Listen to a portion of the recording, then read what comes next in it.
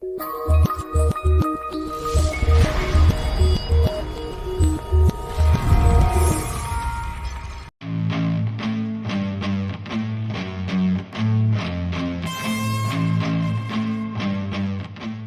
is the Houston Football Show, brought to you by the Prime Social Poker Club and Inside Edge, with your hosts, Aaron Wilson and Jason Braddock.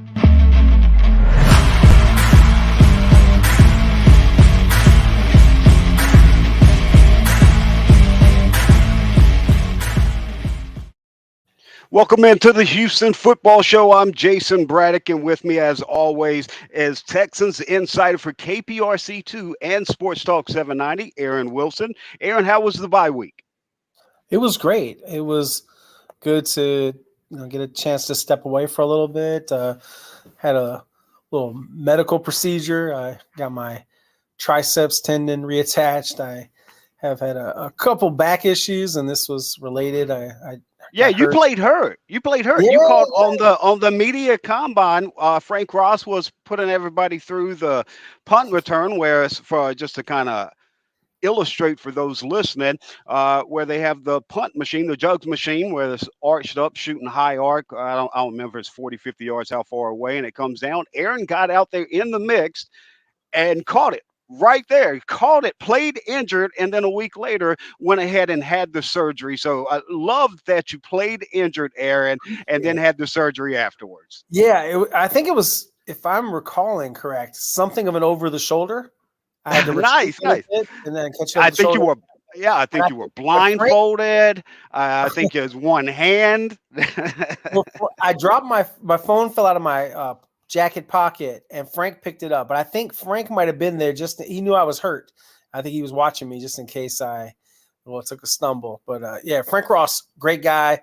I thought this event, I don't want to waste too much time on it, but appreciate Omar, Everett, everyone from PR, Lindsay. They did such a good job. Well put together, especially for the inaugural. Had him in there, watched Lovie Smith, Frank Ross, Pep Hamilton, DJ, was the best performer, but you did a great job with all of your tweets illustrating who did well. All of your followers know all about that. But yeah, it was a lot of fun, and I really appreciate them having it. And this is something that never had been done before in Texas PR history. And I think it gave a little reminder. This is a hard game to play. So commenting and writing, maybe keep that in mind. And I think they were somewhat impressed. There was some good efforts out there, hard triers, as they say. But there were some good athletes. But anyway, I digress. We have a lot of Texan stuff to get into. We do, and this is season 1, episode 13. I can't believe it's been going on that long, but me and Aaron kicked this off, obviously, with our guys from iLogic Media producing every single episode, Mark Larson and Jonathan Dangerco. We appreciate all they do every episode. But yes, it's our 13th episode of the first season. If you're new to the Houston Football Show, Aaron Wilson and myself will be back every single Tuesday, 52 weeks around. This is a football city. Love to see the Astros go win another World Series and this young Rockets team kicking off their season. Plenty of time to support them, but football is year-round. Year-round is football season. And we'll have it for you every Tuesday, 8 p.m. Central Time, where we use Aaron Wilson's inside information, an analytical look, my background in sports talk radio, and evaluation to blend it all together. And what we're blending together today is on the rested Texans for the upcoming Raiders. But before we can get into that Raiders match, Aaron, you have had a little bit of breaking news here lately with the latest on Jackie Easterby. And I guess what I'm most curious about is the timing, it being in season, but during the bye. Right. Yeah. One source said to me it was time. Another source said this had been building for months, and this was a direction that was expected possibly to take place in the off season, not during the season.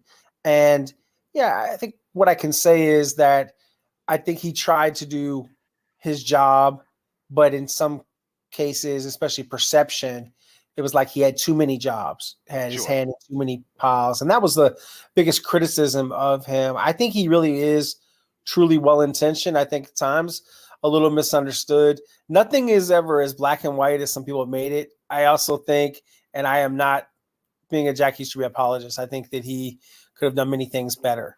But some of the dancing on his grave has been a bit much. I don't want to name any names, for Texans Twitter, but I just think that, when someone has some misfortune, they lose their job, whether it's a Bill O'Brien or a Brian Gaine or a Jack Easterby or a Rick Smith, what is the joy in like taking the person down? They've already, and they're wealthy and well compensated, and the severances and all that. But the same thing is they love what they do. They want to be in that job. They didn't want to lose their job. So to me, I just don't see it's like a blood sport almost. These are people. They have families. He has a wife and kids. He got death threats. That is true. Wow. During the Watson trade request. I've never really seen someone be attacked the way he was, like the Sports Illustrated thing. And a lot of it, is people mad about office politics and all that stuff. What I would say is from him, and I'm big on like, how are you with me? My interactions with him, but I don't play for the Texans. I don't work for the Texans. Sure. And I'm objective. And obviously I take something from, you're in the media. I always had good interactions with the guy. Yeah. I always felt like, felt like, okay, the guy's being a straight shooter, plain dealer with me. And I didn't have a problem with him. But I'm not the McNairs. And they said they mutually agreed to part ways with him. I would say that's a politically correct way to put it. I think was this more of a house cleaning, or did something transpire recently? It's a termination. It's they're letting him go. That's what it is. But, I understand that. I didn't know if something just transpired recently because it could have happened in the preseason or before during the offseason. What I can say is that it came to a head. It was something that was probably going to happen in the offseason, or he would have the opportunity to go look for a new job. Sure. That type of thing. And instead it accelerated. And the biggest thing is that they want to keep it all about the team and do everything they can to support Lovie Smith. And they don't want any distractions. They don't want anything behind the scenes that they think might be, anything in dispute. And, like I sort of try to allude to is, maybe I'm not putting it well enough. Sometimes you have to stay in your lane. And this was an example of kind of like where you already kind of, hadn't been in your lane on some other things. Your job description had changed dramatically. Okay. It was in personnel before. He wasn't meddling in personnel. I can tell you that. It was, just kind of some internal stuff. And that's what had this come to a head. And that's fair enough. I don't want to put you out there too much. I think that's more than fair enough. Appreciate you peeling back the curtain a little bit. It's nothing that interesting, I would say. Yeah, fair enough. Before we move on briefly, what changes, if anything, now in the organization? I would say really nothing. Okay. They will have some other of his responsibilities in terms of scheduling and supervising sports science and team development. Team development, a lot of that is things that Dylan Thompson does in terms of character, in terms of some of the Bible study, some of the things the players do in the community. And so they have someone for all that stuff. It had been a minute since he had negotiated contracts, or really the most recent thing was doing some restructures, which, is kind of simple math. A lot of it's just like if he had the relationship with the person to do the restructure with in terms of the representation. But yeah, he had done some of that. But a lot of that now is handled by Nick Caserio and Andrew Brown. And a lot of people don't know Andrew, but Andrew, really smart guy, works behind the scenes, works very hard, comes from a financial sector and has been with the organization. And they never really announced anything, but he's had some little bits of bumps in his, title and that type. Nice. Nice little tidbit there. I think they'll be fine. I think. Yeah, I'm sure they will be. Yeah, I would say he had some very close relationships with players. It took the players, I can tell you this, tidbit, completely by surprise. Really? None of them saw it coming. They were shocked that this happened. Any discussions needing to be had in the building? I know, I believe Brandon Cooks and some other players. Close to him. We're very close to him. Yeah, absolutely. The players adjust really quickly. It's very much True. You have to, you have to move on. Like when someone gets cut or hurt.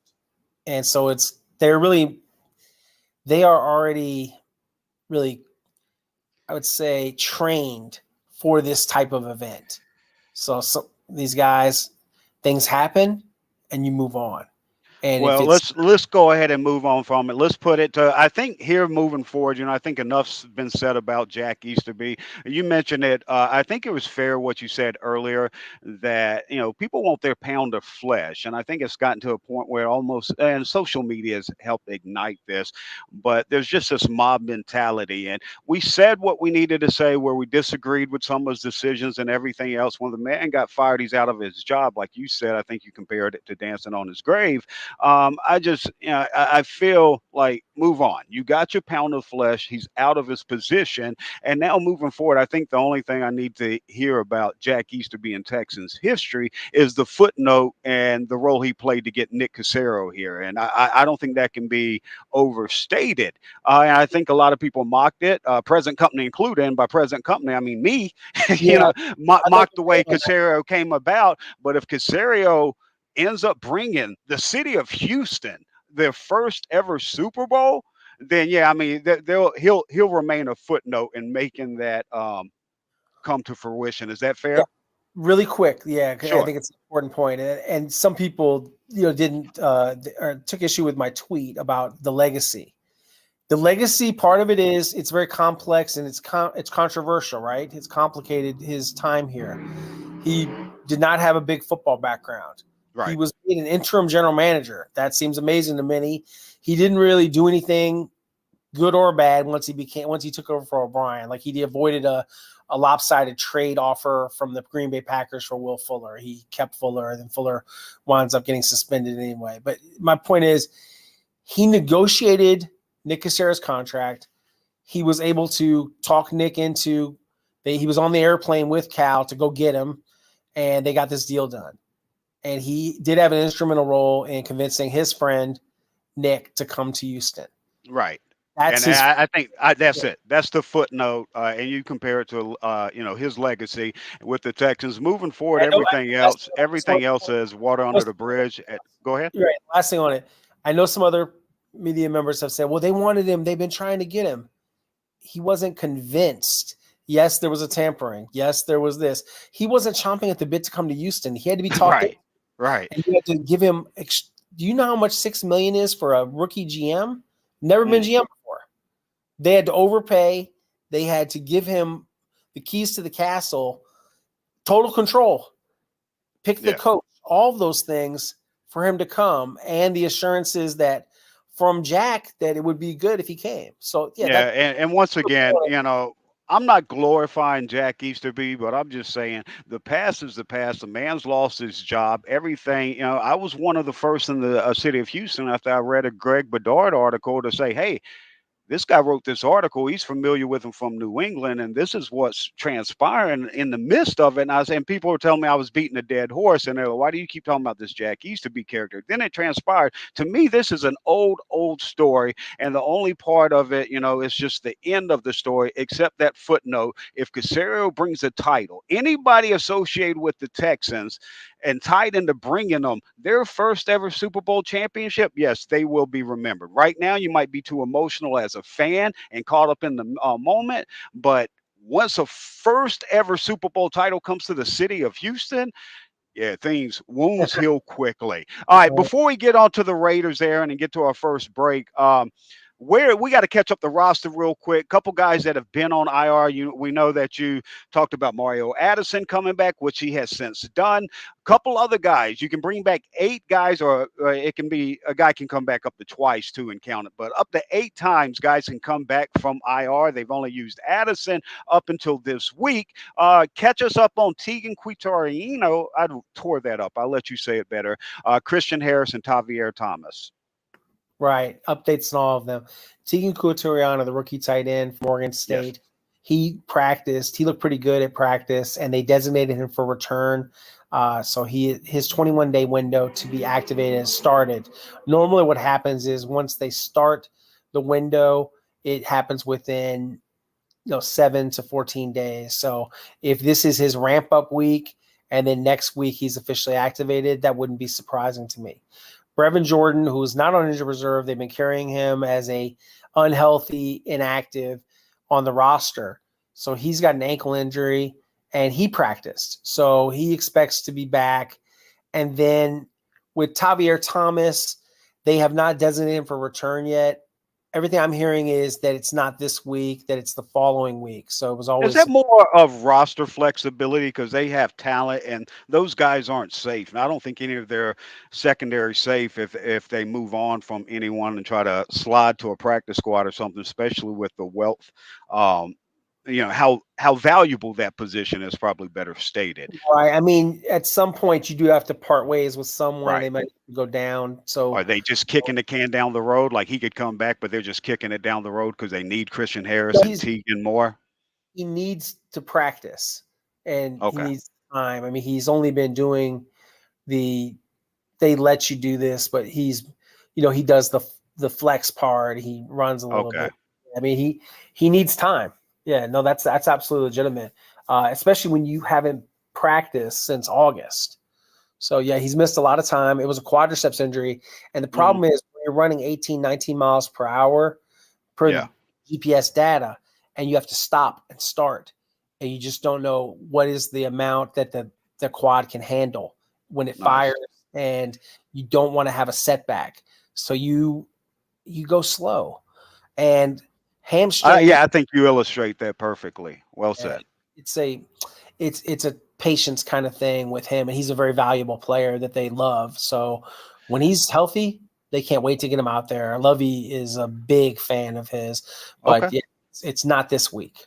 Okay. All right. Good to hear. All right. Couple things for our first break here, just a minute break here that we have. Couple spots from our title sponsors. We'll have that and be quickly back into the show. But before we get into that, looking at this roster, I want a couple more questions real quick, Aaron, if you don't mind, on this roster, a 69-man roster. Do you see them looking to add talent outside of that 69-man roster? And two other things on this roster before we hit that first break. Also, Rex Burkhead, 12 straight weeks now. They've had the bye week early. There's benefits to that, but the downside, you've got 12 straight weeks. Well, is he going to pop his head out and forecast 12 more weeks of being a receiving back? And also at wide receivers, Tyler Johnson going to get more looks at wide receiver 3? I know it's a lot on you, but just wanted to put that up and catch up the entire fan base on where the roster's at.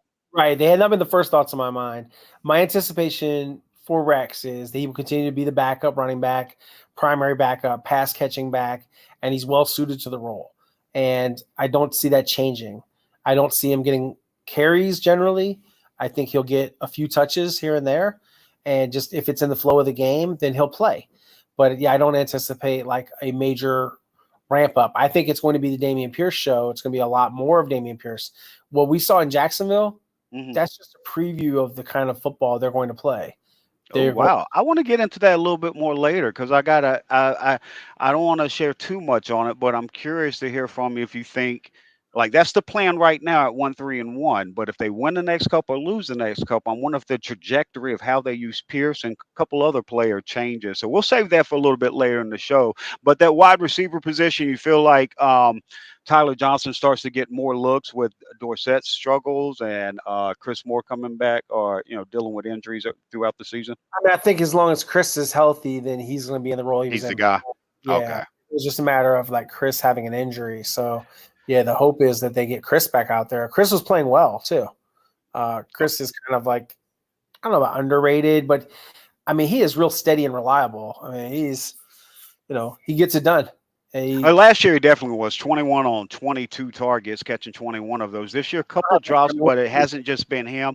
Wide receiver position with 7 drops this year for the Texans. We're going to hit a quick 60-second break. Hang on throughout the break. We'll come back, hear this word from our sponsor. We'll get back in here from Aaron on 1-4 Raiders against the 1-3 Texans and expectations in the AFC South going forward. Houston Football Show back after this. Come out and enjoy Houston's longest-standing poker room with a stellar reputation for class and quality, Prime Social Poker Club.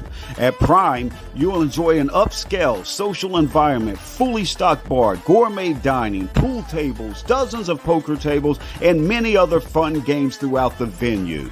You can also join their over 21,000 members with a lifetime membership for only $10. What are you waiting for? Get into the game. Come join us at Prime Social Poker Club.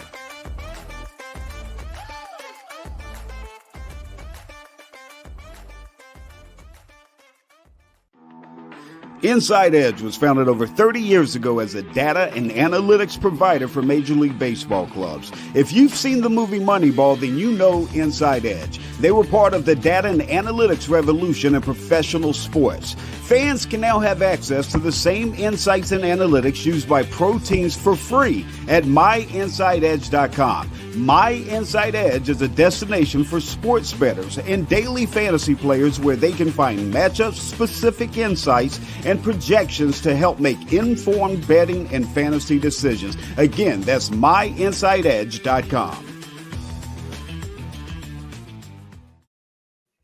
All right, we're back at it here on the Houston Football Show. Jason Braddock and Aaron Wilson, like we are every Tuesday, 8 p.m. Central Time, 52 weeks a year. And this time, coming off of the bye, we look at the Texans going out to Las Vegas at 1-3-1, taking on the 1-4 Raiders. Do you believe we see a different Davis Mills on the road this week? We've seen throughout this season, early first couple weeks, we haven't seen those same struggles in the last couple of sideline throws, and some of that's playing more to his strengths and managing how they play him and the weapons around him. But do you think we see a different Davis Mills on the road out in Las Vegas? A gambling, go for broke, roll the dice, Nice. Push all the chips in the middle of the table? Right. Sorry, I don't see it. Same D Mills. Safe Mills. Maybe playing the pass line a little bit, hoping for some hits, bet on red or black. I got you. I don't know. I think what we saw last game was that they could win with this formula. He was the game manager. Right. He made a few throws. He was not going for a lot of high degree of difficulty. There were a few contested things with Nico Collins where Nico made a play. Yeah, absolutely. There was a few nice throws like the one to Jordan Akins. Mm-hmm. He made a couple throws. He did. Right. And he was high percentage. He had plenty of time to throw for the most part. He didn't really challenge the Jags. They were careful. And they ran the ball. And they played defense, points-wise, great. And turnover-wise, great. Yeah, there were some yards. And there was some gaps there. Like there always seem to be for them as a run defense. Mm-hmm. That said, they made some strides as a defense. They picked off Trevor Lawrence, who was the top pick of the draft. He's throwing interceptions. Davis Mills outplayed him. Yeah. You can say what you want about, we need to have big numbers. I don't care. Turnovers is the thing, and the win is what matters. That's acceptable. You could start with that. I feel like they simplified it. Yeah, and that was supposed to be the plan coming into the season. Now, you said something, Aaron, about, their struggles to stop the run. Josh Jacobs, coming into the season, many people, including myself, thought we might see a New England Patriots running back by committee with all the backs they had out there in Las Vegas. But they moved on from Kenyon Drake, so on and so on. Long story said, this guy's been a bell cow back, and he's playing stellar in a contract year, if I'm not mistaken. Do the Texans make adjustments, or do we see another big day from Josh Jacobs this week? I would say that, with Josh, they will load up a bit. The problem is you have other weapons. Absolutely. You have to face Devontae Adams, who is eligible to play. He's pretty good. Yeah, just a little bit. Yeah. And the reason he's eligible is because this is a legal matter, because he is facing a citation of misdemeanor for shoving the photographer on the sideline. So for that's why he's not immediately, there won't be any action. He'll be out there Sunday. So this will be another good matchup for Derek Stingley Jr. And if they slide anything, and Steve Nelson. what they're going to have to deal with, and obviously they're better equipped than they were when they had Vernon Hargraves trotted out there against him, and Vernon's leading the NFL in fantasy points allowed 2 years in a row. It's still a tough matchup. I mean, Carr is an above average quarterback. Right. That was a good ball. And they're not a great team by any stretch, but you have some people you have to deal with. You have Carr, you have Jacobs, you have Adams. You have to block Max Crosby. You have Perryman in the middle. He's a very tough linebacker. They're fortunate that Nate Hobbs is out. Nate, absolutely. For Lovie Smith in Illinois, and the Texans were very interested in him. He got drafted a little higher than they thought, and I think if he had slid, the Texans were going to pick him. And they were really, really interested in him. This was kind of a thing that I kept hearing about, very concrete information before and after the draft. And Nate Hobbs could have been a Texan, but there were still a lot of guys that could have been a Texan, right? That happens every year. Right. But he was one of them that was on their list, and it didn't work out. So I just think it's a difficult matchup because the Raiders are a talented team that hasn't really put it together. You don't want to be the team that they put it all together against. They're capable of winning. They're capable of easily winning this game in some ways. I mean, they have enough talent. But I think the Texans, because they are competitive and they play hard, they're going to be in this game. And they have built a little bit of confidence with their first win. We'll see. That's hard. Like you said. Like you said, they'll be in this game. They've been in every game. In the AFC, Aaron, only 4 teams with more than 3 wins after headed into Week 7. Can Houston compete in the AFC South with all the parity that we see specifically in the AFC? And more specifically, let me state it this way. Next 2 games, they're 1-3-1. Win the next 2, you're back at 3-3-1. And in the AFC South, I think that's contention. Can they win this game in Las Vegas? I'm not asking for your prediction. I'm just asking, your assessment. Do you think they can win this game at Vegas and then take care of business at home against the Titans and get back in this AFC South hunt? Yes, they could win this game, and a lot will hinge on Davis Mills duplicating the lack of turnovers, them defending the run, not getting crushed by Davante Adams the way they did when he was playing for the Packers. Right. And Rodgers throwing it to him. And the other formula is Dameon Pierce has to either score or get them in position to score. And so that's asking a lot, right? Right. But they just did all of those things. And I think Jacksonville does have talent. I think we can all agree. Jacksonville, maybe they haven't figured it all out, but they have some ability. They have some athletes. I think they're capable of competing. Would I be surprised if they, didn't win or weren't close? No, wouldn't surprise me. But it's got a little feeling about it that maybe the Texans are in the mix on this one. But it's going to take. The biggest matchup to me is what they do about Adams. And they're going to have a good plan. Do they surprise them? And I'm just putting you on the spot just because you asked that. It popped in my mind. So I'm going to ask you for our listeners.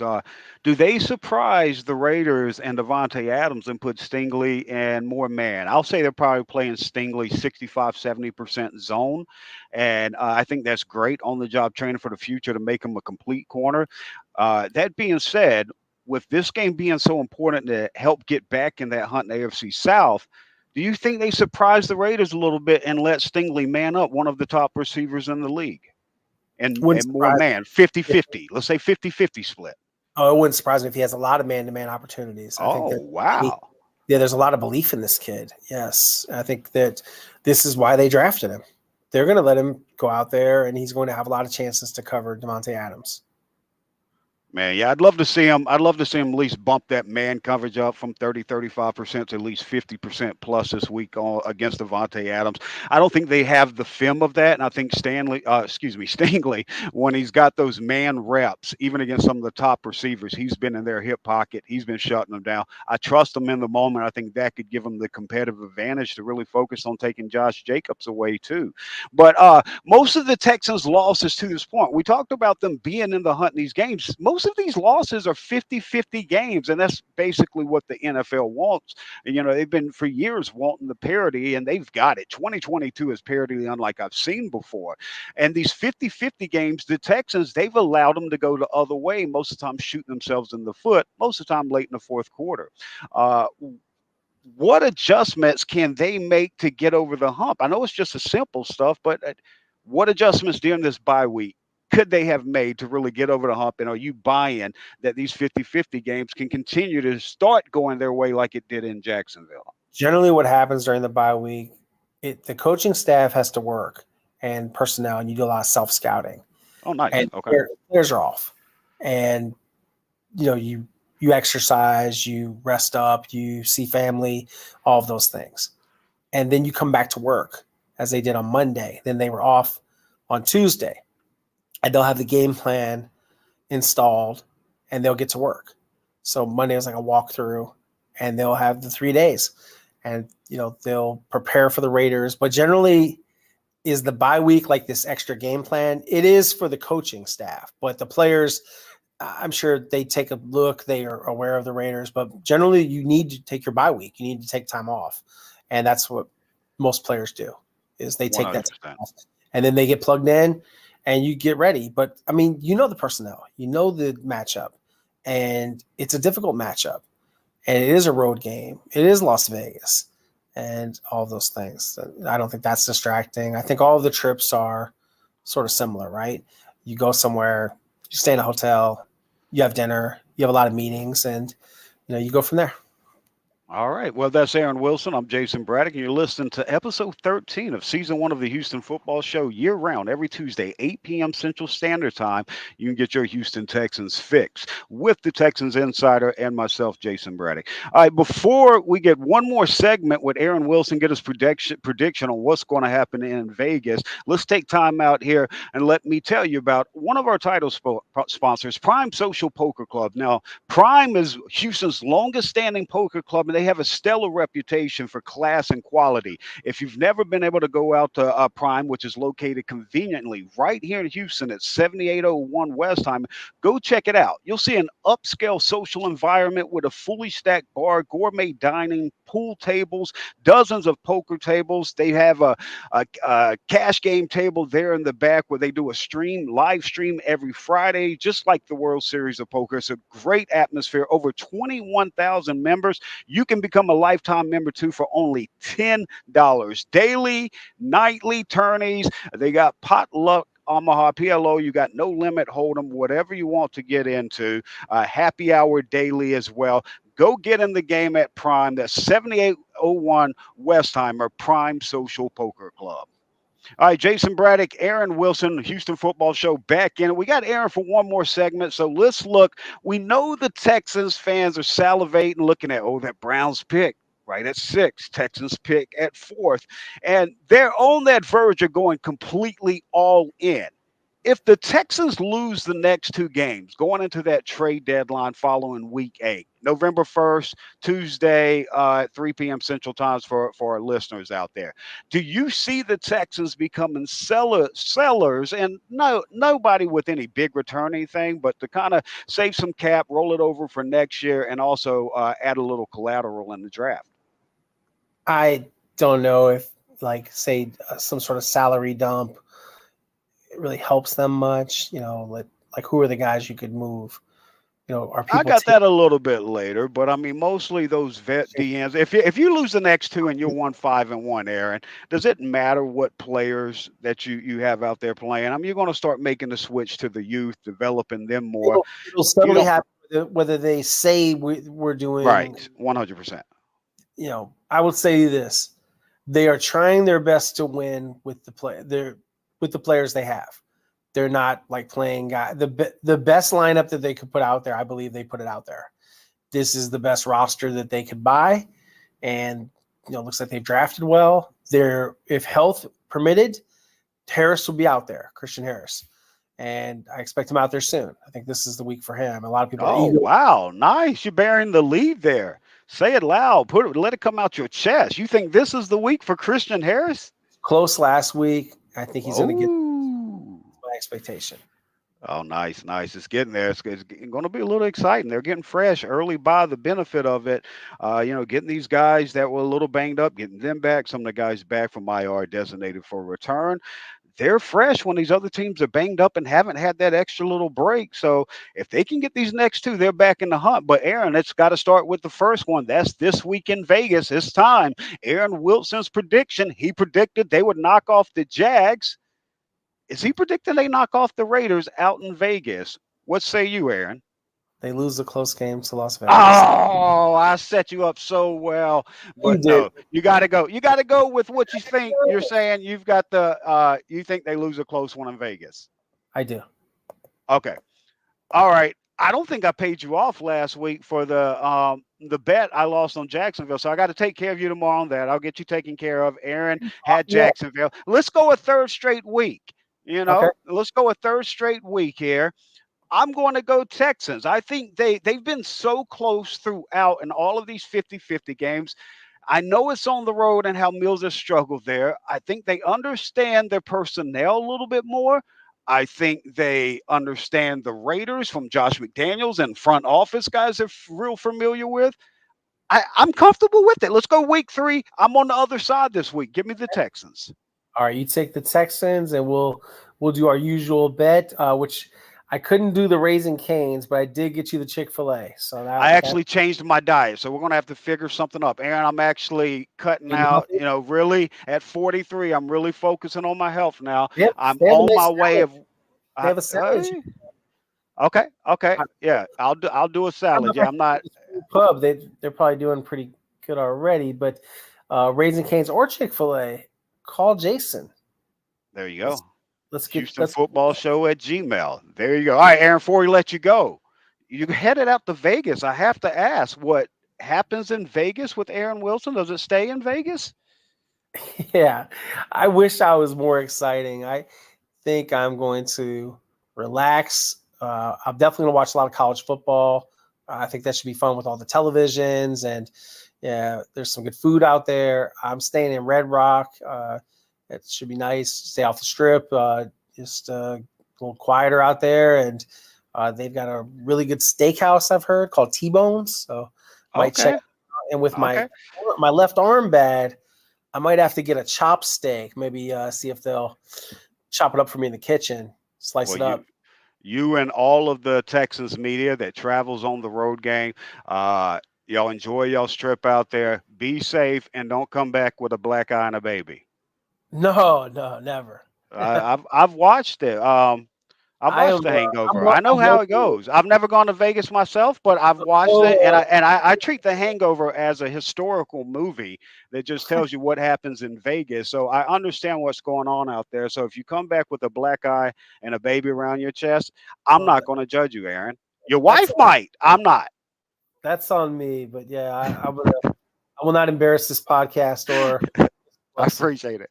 That's Aaron Wilson, Houston Texans insider for KPRC2 and Sports Talk 790. Thank you for your time again, Aaron. Thank you. All right, before we get into it, we got the second half of the show. Got another quick 60-second break coming up here in a second. You know what? Let's go ahead and knock that out right now. We'll only have one more break later in the show, but I got a lot I want to get to. So right now, let's take a word out for another 60-second break for our title sponsors. Prime Social Poker Club opens daily at 10 a.m. and doesn't close until the last person leaves. Now, that's 24/7, 365 days a year, so you can always get your poker game on at Prime. Also, daily, free play starting at 10 a.m. to 1 p.m. with happy hour from 4 to 9 p.m. They have daily and nightly tournaments with buy-in starting as low as $60 and going as high as $5,000. Now, check this out. Guaranteed prize money as large as $2 million. What are you waiting for? Get in the game. Prime Social Poker Club here locally in Houston, 7801 Westheimer. All right, back.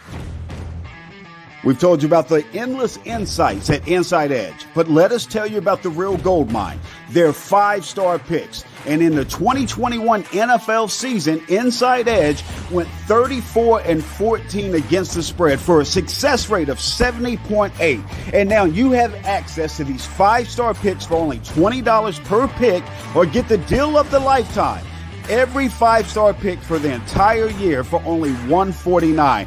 Even better, our listeners get a discount of 10% on that access by using code Houston. That's code Houston. All right, we're back at it here on the Houston Football Show. Jason Braddock, thanks for Aaron Wilson as always. First half of the show, you get a little bit of me and Aaron, where I basically just set him up to give you all kind of informational nuggets, one after another. It's like a 20-piece nuggets, and it's less than $5, cheaper than McDonald's. And Aaron drops those nuggets every week here on the Houston Football Show. 52 weeks a year, consistently every Tuesday, 8 p.m. Central Standard Time from Prime Social Poker Club and Inside Edge NFL. All right. So second half of the show, I want to get to with Aaron. Aaron understands so much and has so much information behind the scenes he can't report on and talk about, and I don't ever push him for it. I don't want to get him in trouble with that. And he's such a professional with it. So it'll give you a little bit of tidbit here and a little bit nugget there, but he's not going to really go too far off the reservation as far as crazy predictions unless he's got it found on information. And that just comes from his many years of journalism and having sourced and researched and backed up sourced information before going live with it. I say all that to say I didn't go to journalism school. I grew up in a dirt road in South Carolina and graduated high school barely. You know, we'll go with that. After I was off the basketball team, I was like, man, why am I taking these tests? What's the logic in that? Well, you come to find out there was a lot of logic. And I probably should have not fell asleep during the SATs. All right, so looking at the Houston Texans. First off, where I'm going is the NFL trade deadline is 2 weeks away. 2 weeks from today, following week 8. And now what I was asking Aaron earlier was setting up a little bit more for the second half of the show of what the Texans can or will do. Is it time to trade off players? And so let you know about the salary cap. Whatever salary savings you get, yes, it can roll over if you're not using it. And the Texans are low this year. They're basically going off of operational capital for the rest of the year, making moves throughout the year just to have enough cap to continue to operate through in case guys get injured and they have to go out and add more bodies. Well, all that being said, the Texans, and let me credit, I think it was Over the Cap. Overthecap.com has the Texans 7th in salary cap available in 2023 and 1st in 2024. And you're like, well, then why are you worried about salary cap? I'm greedy. I'm a greedy fat pig like the NFL, apparently from Mark Cuban. And so I'm going to save as much and try to bump that 7 up as high as possible so Nick Caserio can get whatever free agents, do whatever he needs to in the draft. I fully trust him after what I've seen, his evaluations, and you're never eye to eye. But with Nick Caserio, man, I've never seen a guy, and obviously his staff is more than Nick, but he's got guys around him trust, and they kind of see things. And I guess I don't know them personally, but I imagine even when they disagree, there's a respectful conversation and an understanding on each side, the pros and negatives, and whatever their formula is working. You can just look at the 2022 draft and 2023 draft. I mean, they find value and they find diamonds in the rough, and they go for stars. They don't care what the outside opinion is on some of that. We saw that with Stingley and our perception and concern with the injury history, and the Texans saying this is Darrelle Revis. Obviously, they didn't say that, but paraphrasing into my words, they think this guy could be Revis, and it's not a crazy thought when you draft a guy 3rd, but you're passing on a guy who doesn't have that injury history at 4th in Sauce. Both of these guys could be studs. We'll see how it plays out. All right, I say all that to say this. That's my reasoning behind why I believe we could see him sell off players. First off, let me throw 2 names out there, let you know these guys know. I would be shocked if Laramie Tunsil or Brandon Cooks were traded. There's just too much dead money and minimal savings. And as far as Laramie Tunsil's concerned, why? You have a quarterback, whether it's Davis Mills next year on the 3rd year of his rookie deal as a third round pick, or if it's the first pick in the draft and you take a quarterback. You have the benefit of having quarterbacks on rookie salary, which allows you to build up the totality of the team around you. I'm working to complete that offensive line that you just added Kenyon Green in. You finally got Titus Howard back where he belongs at right tackle. I want him to stay there for the future for either Davis Mills and Dameon Pierce or whoever else the quarterback may be. And I want Laramie Tunsil, one of the best, if not the best, pass protectors in the NFL. What sense does it make to get rid of Laramie Tunsil? Oh, you can get 500 first round picks. Damn them picks. They may not be Laramie Tunsil. The left tackle position with all the spread and all the stretched out offenses, you don't really get NFL type reps on the offensive line. And we're seeing guys that have a larger growth margin, and not all guys. We've seen guys come in on the offensive line and succeed right away, but on average, you're seeing guys that are just struggling more than they've traditionally done in the past because of the difference in the offense. And we're seeing NFL offense adopt a lot of those college concepts as well. So that's starting to help out. But back to the original point, you've got a guy that may be the best pass protecting left tackle, whether it's for Davis Mills, who's developing in year 2 and the next year into year 3, or if it's the number 1 pick or a first round quarterback in the draft and your stud 4th round running back Dameon Pierce, complete that offensive line. I'm not subtracting. I'm seeing Kenyon Green in year 2. I'm seeing Titus Howard back in at right tackle and Laramie Tunsil back at left tackle, 2 of the best bookend tackles. That's foundation pieces of an offense where you're going to have a quarterback still on a rookie contract, whether it's Mills or a rookie. The center and guard position, you need, instead of creating holes, you need to fill that center and right guard position. That's what I'm looking to do. And the Texans have, so what have you got? Like 12 picks in the first 4 rounds the next 2 years? No, don't subtract, add, make a dynasty. And then, Casario's not going to use all those picks. He's going to move up, he's going to move down. But more importantly, what we've seen how the Patriots operated with Belichick and Casario is that when they get picks and a lot of collateral in a draft, they look to stretch that out. And by doing so, it allows them roster flexibility, contracts, and replace expensive vets with young, high drafted prospects. So Casary's going to stretch out those draft picks from 23 and 24 to 25 and 26 as long as he can, so he can have that collateral to build the team around vets and free agency with the young rookies. And when you have this type of evaluation, like I used to always say when Luno and the Astros first started, and now they're on 6 straight ALCS, congratulations to them, obviously, starting tomorrow against the New York Yankees. The window doesn't close. If you have a plus evaluation group, not all things are created equal in scouting. This team scouting department and GM is nowhere as close as this team. A and B, I'm not going to put names on it just to paint the picture, though. They're not the same. If you are one of the few scouting departments in any professional sports that have true talent and guys at the top that listen to the voices, like apparently Casario must be doing, because they're hitting, and these are foundation pieces. Don't subtract from those foundation pieces. The window doesn't close. You can afford Tunsil and Titus, pay Titus, and keep those bookend tackles for Dameon Pierce and your rookie quarterback or Davis Mills in year 3. All right, let me speed this up a little bit. Defensive end, you got four defensive ends that are vets. If the Texans lose the next 2 games, now it's completely different. They win the next 2, they're 3-3-1.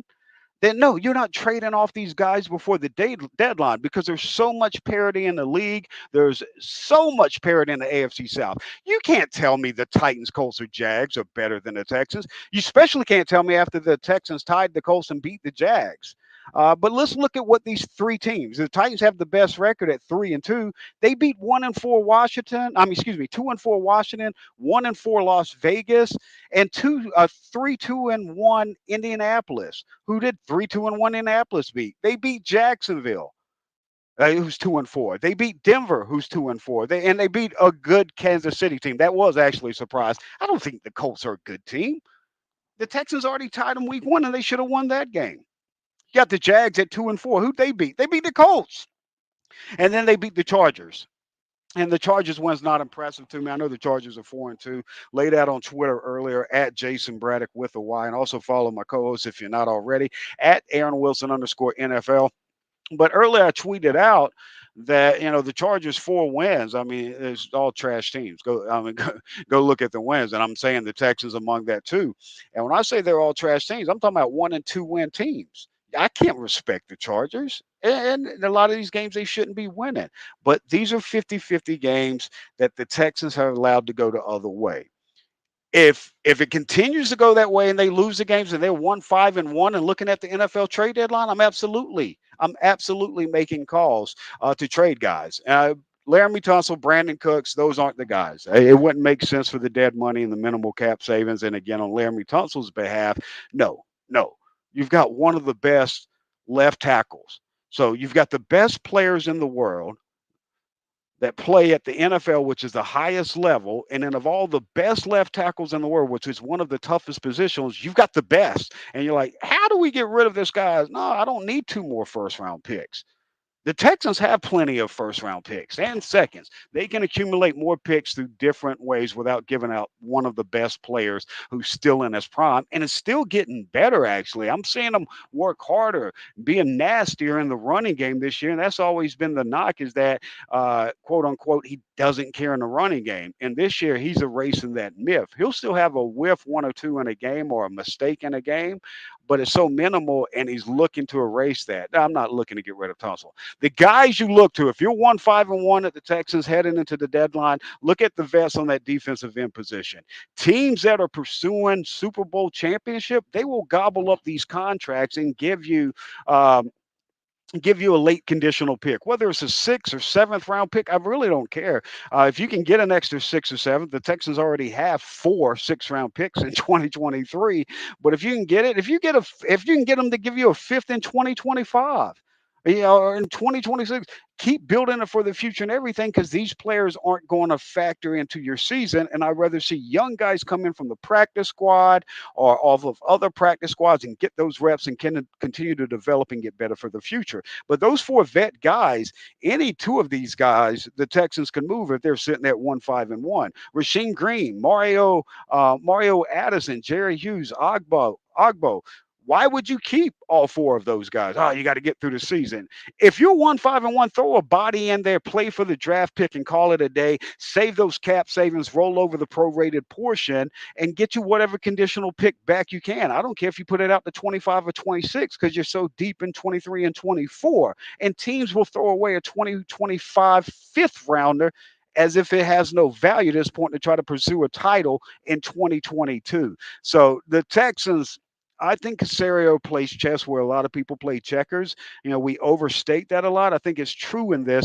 And I don't think Nick Caserio took this job thinking about 2022, 2023. I think Nick Caserio thought about this job 1 year in the future, 5 year in the future, 10 year in the future. I think he took this job saying, I want to build a Patriots dynasty. If you want to laugh at that and don't believe it, that's fine. But I believe that's probably what his mindset is. If he has the confidence in him, which he probably does after the reign of success in the Patriots for decades. Another vet guy, Christian Kirksey, similar dead money. Well, you're talking probably about $1 million, $1.25 million dead money. And that may be prorated because at this point we're talking about being 8 weeks into the season. But and these numbers are from Over the Cap if you want to go and just see the numbers. So I'm kind of just illustrating a picture for you. But that cap savings is usually about $2 million plus for these guys. Kirksey's another guy I would move on for him, move around Christian Harris, Garrett Wallow, let Jake Hansen get in the mix. Yeah, Jake Hansen. And if they got a young linebacker on another practice squad they like, I'd scoop him up, throw him in there, let him get reps. You're not playing for wins. You're playing for reps and on-the-job training and make that defense find as many young core pieces as you can for the future, and then go into free agency, plug those holes in the draft, know where you're going to plug as well, too. Cornerback, Steven Nelson. I think it's a great contract. I think Nick Caserio taught a master class getting the Steven Nelson contract late in the free agency wave, way after the first wave of free agency to come in and get that. And you're like, well, he could help out in the future. No, I need the Texans go invest another 1st, 2nd, or 3rd round pick on another corner, someone that's strong enough. He might not have to be Derek Stingley Stingley Jr., but somebody who's strong enough, because if Stingley turns into Revis and what they want him to be, if he turns into Stingley Allen, then that other corner better be solid. He better be solid. And the money you got to pay for a top free agent, top of the line corner, I don't think they want to get into that. So I think you need to use a high first round pick on a cornerback. But we'll talk about the priority later in the show today as well. Lastly, Desmond King. Desmond's played well. He has a cap number close to $4.5 million next year. If you're at 1-5-1, you're not playing for this. Get out from under that. I don't even care if it's a conditional 7th round pick that turns into air, as long as you get that $4.5 million hit off of you, because you'll have Javier Thomas if you decide he's part of your future. You just got several different pieces, and then you got the draft and free agency where you could go younger there as well. All right. Last couple segments of the show coming up. Before we get to that, though, let me tell you about Inside Edge. One of our title sponsors, Inside Edge. A little bit about their background. Almost 30 years ago. Now, everyone's into analytics, and you saw the movie Moneyball. Well, that's Inside Edge. 27 years ago, they started partnering with Major League Baseball clubs, providing that analytical data that is spread not only through baseball, but through every sport. They do it for the NBA now, Major League Baseball, college football. You name it, Inside Edge is that expert. They provide this information to your favorite websites, PR department, and like I said, the sports organizations as well too. And you'll see me tweet out stats on Twitter at Jason Braddock from Inside Edge, their unique stats and everything. They now make this same information or some of it available to you for free at myinsideedge.com. So head over to myinsideedge.com and check that information out. While you're there, though, check out their 5-star picks. Last season, 2021-2022 NFL season, they were 34-14 against the spread. That's a 71% success rate. Those 5-star picks, they only charge $20 per pick. But you might as well go ahead and take the deal of the lifetime. You get the entire season of picks for only $149. That's Inside Edge. Check them out at myinsideedge.com. All right, a little bit left on this season 1, episode 13 edition. Texans do have the Raiders on deck. We laid that out a little bit. I've told you Aaron's on the Raiders. He thinks it will be a close one here. I've got the Texans this week. I think the Texans do find a way to flip this 50-50 game. I know all the weapons the Raiders have, but the Raiders at 1-4 have a worse record than the Texans at 1-3-1. Just because of those names, they're getting the benefit of the doubt. They're going to turn it around. Oh, what week? It's this week. It's this week. Well, we're going into week 7, and they're still saying it's going to be this week. And they're looking at the Texans like the Texans should be looking at the Raiders, chopped liver, like, oh, man. They're 1-4. They're one of the worst teams. They're worse than us. And the Texans have had those games. They've been in every single one of that, and they're playing the AFC West, the conference that the Raiders are in, that they're losing to these teams in. And they're playing the AFC South. So you have this crossover between these teams, but it's just our belief of who we thought the Raiders would be coming into the season, our belief who we thought the Texans would be, is why it's probably everyone's going to be on the Raiders to win this game. But I think the Texans win this game. I think it'll be a close one. I think the Texans have made those adjustments we've seen leading into the Jacksonville win, and I think the Texans beat the Raiders. If they don't, though, let's stay on that same vein we were talking about. 1-5-1. They lose this game and lose to the Titans. They're 1-5-1. If they win the next 2, 3-3-1, they're in the AFC South hunt. You're going full steam ahead. You're making the decisions to try to go to the playoffs. The picks are what the picks are. If you're ever in the hunt, anything can happen in the playoffs. And I know how great the Bills look. Injuries happen. Crazy things happen every year. Yes, you can surprise if you can just win your division. And this year, you're in the hunt because none of these other teams in the AFC South are great, and they haven't beaten anybody that makes you think they're great. If the Chiefs wins, the Charger wins, they're good wins, but it's not the identity of the team. They were just any given Sunday wins. The Texans will be, or should be in the hunt in these next 2 games and have a chance to get back in the AFC South. But we talked about that earlier. I gave you my views on that. Now, if they lose these next 2 games, I know fans are getting itchy, like, yeah, they're still 1-3-1. They've got all these picks, all this collateral, and they want to get excited, start and look forward to that. So let's play this game a little bit more. In the last segment coming up next, I'm going to tell you about where the Texans should be looking at, what positions in the draft and free agency, and go into that a little bit more and let you know about the draft picks they have as well. But first off, let's talk about the current roster and the current team and how the identity of the team changes if the Texans are sitting at 1-5-1 and lose these next two games. Davis Mills. Well, you heard Aaron earlier in the show talking about Davis Mills has been being used as a game manager. Yeah, that's what we thought the belief would be this year. Bring him in as a game manager, try to win the games. Well, if they continue to do that and they lose these next two, there should be a switch in how Davis Mills is used. They will need to see if he's the guy. While they're still playing, they win this week. Keep throwing out the game manager. You lose the next two, you won 5-1. I don't need to see Davis Mills the game manager anymore. I need to see Davis Mills attacking wide receivers downfield, throwing the wide receivers throughout the game, and showing if he can be the guy. Because at that point, I don't care if he has interceptions. I don't care if he can be safe with the ball. I want to know if he can win you games. And we don't know that yet. I'm fine not knowing that, and I understand why the Texans use him as a game manager because you're still in play this season in that AFC South division. But going forward, if two more losses, Mills is no longer a game manager. You need to see if he's the guy. Dameon Pierce, vice versa here. Switch from Davis Mills. We already know Dameon Pierce is the guy. I need to see him start ramping down if the Texans are 1-5-1. I don't need to see 30 touches. If the Texans are 1-5-1 at that point, I say the rest of the season, he doesn't have more than 10 to 15 touches a game, max. I don't care if you're on the verge of winning a game. Put Burkhead in. That's when you put Burkhead in. Hey, guys, we're down 3. We're 1-8-1 this year, but we got a chance to win this game. All right, fourth quarter, where's Pierce? Pierce is in there in the hyperbolic chamber.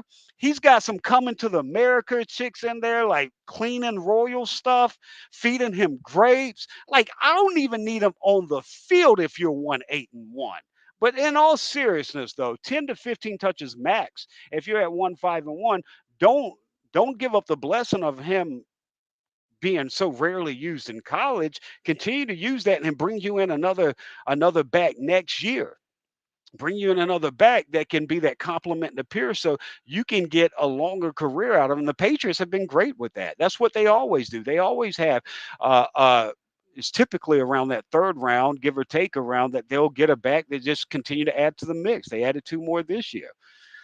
So I feel fairly good that we'll see the Patriots go that way. Also, though, but if you're limiting Dameon Pierce, who takes his other reps? Yeah, I'm joking about Rex Burkhead, but then at that point, get Dari in there, get Royce in there. You should be doing this anyway to see if you got something there as a receiving back role. And also, let's see what Jared Dokes can do. If you're 1-5-1, it's about finding out what this team is for the future and the hopes of being a playoff team yearly going into the future. You need to find some of these diamonds in the rough. You need to find if any of these vets have some toughness left that deserve to be a third or fourth running back on the roster. Tyler Johnson. Texans need to see if Tyler Johnson can upgrade wide receiver 3. Chris Moore was amazing last year. 21 catches, 22 targets. This year he's got a couple drops. Brandon Cooks has got a few drops. The Texans wide receivers got 7 drops as a group. One of the worst wide receiver groups as far as drops. But you've got Tyler Johnson, and we don't know any more now going into week 7 as we did in when they acquired him. If he can be a wide receiver 3. We know what Chris Moore is. He's a serviceable wide receiver 3, wide receiver 4, wide receiver 5. Somewhere in that group, he's in the mix. Dorsett, I don't need to see anything else from Dorsett.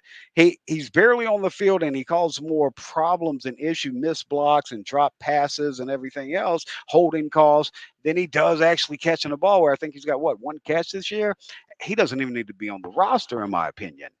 Anyway, moving forward, if they lose the next 2 games, Tyler Johnson should be that number 3 wide receiver, at least for a few games, to see if he can be that guy next year and get into the mix. If they lose the next 2 games, all 4 practice squad receivers should be in the mix the second half of the season. Jalen Camp, Johnny Johnson III, Davion Davis, and Drew Estrada. And so you want to see those. And this is kind of where the roster kind of changes depending on how these next 2 games go. That's, rarely say, we're going into week 7. It's pivotal time. It's extremely pivotal for the Texans. The identity of the 2022 Texans will go either left or right, weave one way or the other in their identity and what they do the rest of the season based off of these next two games that are both winnable games. And that's why I'm laying it out like this. Uh, Not only the practice squad receivers or the practice squad running backs, but just younger guys in general should start getting more reps over the vets if they're sitting there at 1-5-1. Vets can be moved more to depth pieces, and like I said, if you are at 1-5-1 before the deadline, they can be moved just to free up that salary, roll over some cap, and possibly get some future picks back. Right guard center. You're 1-5-1. Go ahead and try to get an early start on that right guard center position. Go out there and talk to the team. And even if they've got their claws in a guy on their practice squad, tell them, no, you can get live game reps this year, right now, especially if it's somebody who's on a playoff type team sitting on their practice squad, right guard or center that the Texans like coming out. Go scoop and tell them he's going to get starting reps this year. If you're sitting there at 1-5-1 and move these guys, you can move on from Justin McCray's contract. Just move on. Yeah, just move on from it if you're at 1-5-1. Obviously, you're not going to do that if you're 3-3-1.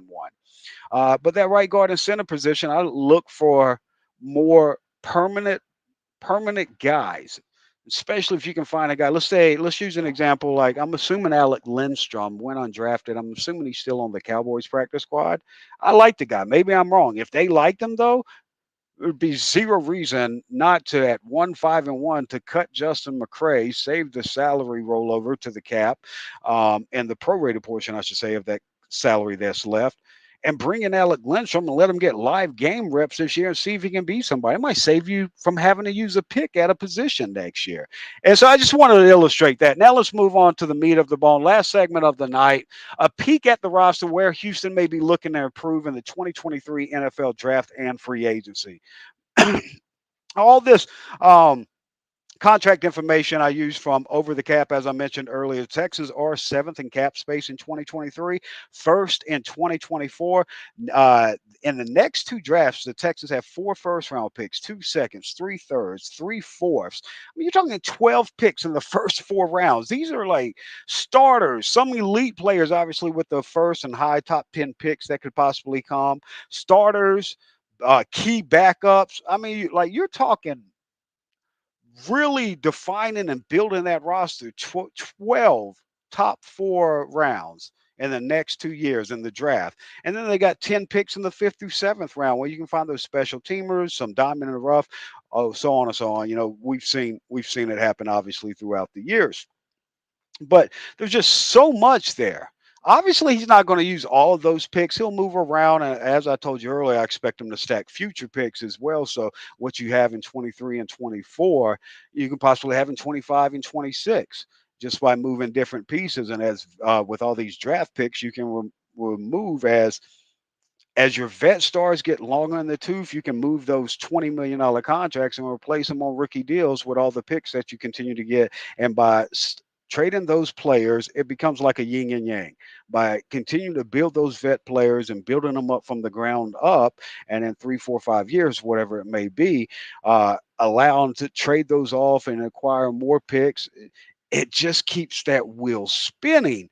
And you can see if you just look at what the Texans are doing and what Nick Caserio and Belichick have done in the past and what it looks like they're doing here in Houston. Yes, obviously he's trying to get to that first Super Bowl. I know it's not going to be 2022, obviously, but he's trying to get that first Super Bowl. But he's already, and his personnel and the people that come from a winning culture are thinking like, after we win that first Super Bowl, how do we sustain this for Super Bowl 3? How do we sustain this for dynasty like the Patriots, or here locally like the Astros? And I know they haven't won the championships and stuff, but sit straight ALCS. Most baseball franchises or any sports franchise would beg to be in that hunt every year and hope to come away with more. And that's why they're back at it in 2022. Astros next up against the Yankees, and hopefully they knock that off. All right, so all those draft picks, free agency, all the money available, this may surprise you. I'm going to prioritize where they go in the draft. And you're going to say, Jason, first has to be quarterback. Well, if Davis Mills isn't the answer, I know everybody – we're so want to be the first to say he's not the guy or he is the guy. And then when he's right, we can go back and point out, we said this. I told you he was the guy. Oh, I told you he was trash. No, the fact of the matter is there's 12 more games straight. No more bye weeks. He's got 12 more games this year to show enough. The last 2 weeks ago, Davis Mills was different than the first 2 weeks. Davis Mills, he's still growing and developing. He's still making mistakes. And this isn't a new revelation. This is what we knew due to the lack of experience he had in college and why he was available in the third. But it's because he was going to have to get live bullets in the NFL to get the development that he didn't get in college. And so some of the struggles you expect, but you want to see progression, and we're seeing that each week. Will that continue on? He's got 12 more games, and he doesn't have to. And those 12 games, he doesn't have to make the Texans realize that he's the guy and never have to take a guy in the first round. He has to make them think enough that, all right, we can get through another year, or maybe he is the guy enough to where they don't take a quarterback in the first round in 2023. They could go in 2024. And as far as we know, they may restock and be able to go in 2025. So I don't think that decision has to be expedited. They can kick that can down the road. But as where we're at right now, if you want my fair assessment, no, they're not kicking that can down the road. They're probably going quarterback early. But that's an early assessment. He's got 12 more games and he's developing. So let's see over these next 12 games what Davis Mills we get, and then we'll decide. If he doesn't show better and consistently and that he can be the guy, yeah, quarterback's priority one going into 2023. Moving on from that, as we all know that, edge. The edge position, the Texans haven't added to this position with a first or second round pick since 2014. The last last four edge players they drafted was Jonathan Grenard in 2020, 90th overall. Obviously, different regime. In the third round, the year before, 2019, they took Charles Omenihu, 161st overall in the fifth round. 2018, Duke Ejiofor, 177th overall in the sixth round. The last guy before that was 2014, Jadeveon Clowney, first pick in the draft. And yes, I know, well, they had J.J. Watt. They had Whitney Merciless. Yeah, that was probably part of the problem.